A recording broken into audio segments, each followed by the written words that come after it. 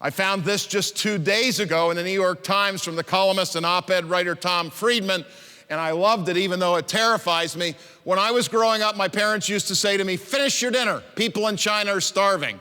I, by contrast, find myself wanting to say to my daughters, "Finish your homework. People in China and India are starving for your job." And I note the absence of laughter for the appropriate reasons. And if it's not offshoring, it's the technology.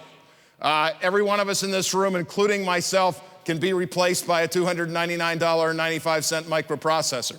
Jeffrey Immelt took over as chief executive officer of General Electric about 2 years ago. First public interview he gave, he said 75% of admin, back office, finance jobs at GE, a 350,000 person company, will be digitalized, which is a genteel word for disappeared, over the course of the next 36 months.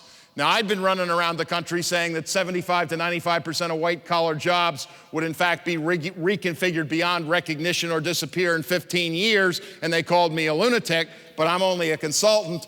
Immelt's in the real world is the boss of GE, and he says the same thing, only he says 36 months. And then the world of security.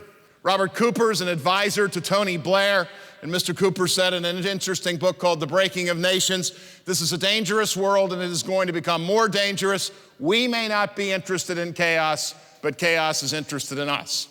Now, why in the midst of this 1-hour presentation have I devoted the first 6 or 7 minutes to background? Because in my opinion, you can't talk about the practical stuff unless you talk about the context in which it is embedded. This is not your father's world. Heaven alone knows it's not my father's world. My father worked for 41 years for the Baltimore Gas and Electric Company, same building, same floor, same office, 41 years in a row. He thought I was a lunatic when I took my second job at about the age of 30, and now fundamentally, if you stay on a job more than 3 years, they say, "What, she ain't got no entrepreneurial spirit? What's wrong with her?"